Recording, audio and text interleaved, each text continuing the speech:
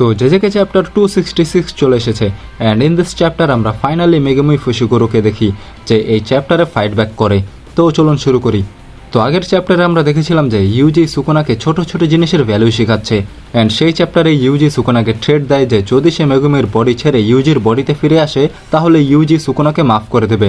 But Sukuna ইউজির এই কথা শুনে অনেক বেশি রেগে যায় আর বলে যে সে ইউজির চোখের সামনে তার সব কাছের মানুষ আর ইউজির লাইফে যাদের ভ্যালু আছে তাদের সবাইকে মেরে ফেলবে। বাট ইন দিস চ্যাপ্টার আমরা দেখি যে ইউজি মেগুমির সোলের সাথে কথা বলছে, যেখানে মেগুমি বলে যে সে এমন একটি দুনিয়া বানাতে চেয়েছিল যেখানে তার বোন সুমিকির সাথে আনফেয়ার কিছু হবে না। সে তাকে বাঁচাতে চেয়েছিল যতটা তার দ্বারা সম্ভব ছিল। এখানে আমরা বুঝতে পারি যে মেগুমি কতটা ডিপ্রেসড হয়ে আছে, কারণ সুকুনা মেগুমির বডিকে ক্যাপচার করে নেয় আর তার বোন সুমিকির বডি ইয়োরোজু ক্যাপচার করে নেয় আর সুকুনা মেগুমির বডিকে ইউজ করে তার বোন সুমিকিকে মেরে ফেলে। তো এই সব কিছুর জন্য মেগুমি অনেক ডিপ্রেসড হয়ে আছে। এই সব কিছু অনেক আগের চ্যাপ্টারে হয়েছিল, তাই আমি সেগুলো কভার করিনি। ইনফ্যাক্ট আমি গোজো ভার্সেস সুকুনার ফাইটও কভার করিনি, কারণ সেগুলো অনেক আগে হয়েছিল আর তখন আমার চ্যানেল এক্সিস্ট করতো না। কিন্তু যদি তোমরা চাও তাহলে আমি সেই চ্যাপ্টারগুলোকে আবার কভার করব। তাই তোমরা সেই চ্যাপ্টার দেখতে চাও কি না সেটা প্লিজ কমেন্ট করে দিও। এখন চ্যাপ্টারে ফিরে আসি। মেগুমি আরও বলে যে খাওয়া দাওয়া, বাসায় রান্না করা, সানবিম দেখা অ্যান্ড ইউজির মতো কারোর সাথে চলা এটাই তার জন্য হ্যাপিনেস ছিল। ভাই মেগুমির কত ছোট স্বপ্ন ছিল, বাট আফসোস সেটাও পূরণ হয়নি। এরপর ইউজি বলে যে যখন তার গ্র্যান্ডপার লাং ক্যান্সার হয়েছিল তখন সে ট্রিটমেন্টের জন্য না করে দিয়েছিল। তখন ইউজি চিন্তা করেছিল যে এটা তাদের চয়েস যে তারা সাফার করতে চায়, বাট তার কোনো সমস্যা হবে না। বাট যখন থেকে ইউজি জুজুৎসু হাইতে এসেছে তখন সে বাকিদেরকে আরও বাজে অবস্থায় দেখেছে। বাট স্টিল তারা তাদের চয়েসে খুশি ছিল, তারা তাদের অপিনিয়নে খুশি ছিল।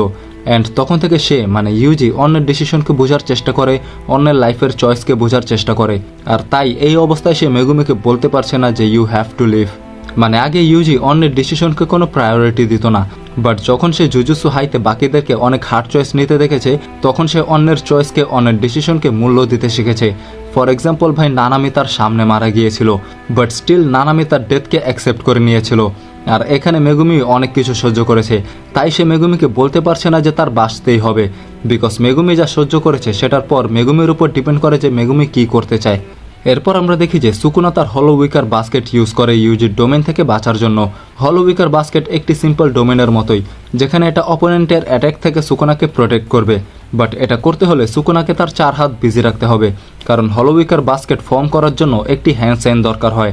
সুকুনা এখানে বলে যে সে তার কার্স টেকনিক হিল করার জন্য গোজোর মতো রিভার্স কার্স টেকনিক ইউজ করতো, বাট ইটস টু রিস্কি, কারণ গোজোর আনলিমিটেড ভয়েডের জন্য সুকুনার ব্রেন এখনও ঠিক হয়নি। এরপর ইউজি অ্যান্ড সুকুনার একটি হ্যান্ড টু হ্যান্ড ফাইট হয়, বাট এই ফাইটে সুকুনা ইউজির উপর ভারী পড়ে অ্যান্ড সুকুনা ইউজিকে মেরে দূরে পাঠিয়ে দেয়। এরপর আমাদেরকে মেগুমির ছোটবেলার সিন দেখানো হয়, যেখানে গোজো প্রথমবার মেগুমির সাথে দেখা করে, বাট দিস টাইম সেখানে ইউজি দাঁড়িয়ে থাকে আর সে বলে it will be so lonely without you Fushiguro. And এরপরেই আমরা দেখি যে সুকুনার এক পা তার শ্যাডোতে ঢুকে যায়। সুকুনা বলে যে মাহোরাগা ডিস্ট্রয় হওয়ার পর 10 শ্যাডো টেকনিকও বন্ধ হয়ে গেছে আর সুকুনা যে মেগুমির সোলকে সাবমার্জ করেছিল সেটা ইউজির ডিসম্যান্টালের জন্য ছুটে যেতে থাকে, কারণ ইউজির ডিসম্যান্টাল অ্যাটাক মেগুমি আর সুকুনার সোলের ব্যারিয়ারে টার্গেট করছিল। অ্যান্ড আফটার দ্যাট আমরা দেখি যে ইউজি সুকুনাকে একটি পাঞ্চ করে অ্যান্ড ইউজি এখানে স্মাইল করতে থাকে বিকজ হি রিয়েলাইজ যে ফুশিগুরো এখানে ফাইট ব্যাক করছে। And after a long time Sukuna এখন এমন চিপায় পড়েছে যে ইউজি বাইরের থেকে ফাইট করছে অ্যান্ড মেগুমি ভিতর থেকে ফাইট করছে। এরপর ইউজি অ্যান্ড সুকুনা আবার হ্যান্ড টু হ্যান্ড ফাইট করে, বাট দিস টাইম ইউজি সুকুনার উপর ভারী পড়ে। এরপর সুকুনা তার কার্স টেকনিক ইউজ করে ইউজির হাতের কার্স টুলকে ডিস্ট্রয় করে দেয়। ইউজি এখানে বুঝে যায় যে সুকুনা গোজোর মেথড ইউজ করছে, মানে সে গোজোর মতো রিভার্স কার্স টেকনিক ইউজ করে নিজের বার্ন টেকনিককে হিল করে নিয়েছে। পরে সুকুনা তার ডোমেন এক্সপেনশনকে এক্সপ্যান্ড করার জন্য ডোমেন এক্সপেনশন বলে, বাট তখনই সুকুনা নোটিস করে যে ইউজির হাতের 2টি আঙ্গুল নেই। অ্যান্ড পরে একটি আননোন প্লেসে আমরা সুকুনার এক আঙ্গুল ঝুলে থাকতে দেখি। ন্যারেটর এখানে বলে what does the finger means, Shinjuku battle reaches its climax. And এই চ্যাপ্টার এখানেই শেষ হয়ে যায়। এখন লাস্টে সুকুনার এই আঙ্গুল দিয়ে কী বোঝানো হয়েছে বা এই আঙ্গুল কোথায় আছে এমনটা কিছুই বলা হয়নি। আর বেশি থিওরি লাগিয়েও লাভ নেই, কারণ সামনের সপ্তাহে আমরা এটার অ্যান্সার পেয়ে যাব। তো আজকের চ্যাপ্টার তোমাদের কাছে কেমন লাগলো সেটা অবশ্যই জানাবে। আর যদি এই ভিডিওটি দেখে কোথাও ভালো লাগে বা মজা পেয়ে থাকো তাহলে লাইক করে দাও, চ্যানেলটিকে সাবস্ক্রাইব করে দাও আর দেখতে থাকো জেটেক্স অ্যানিমে।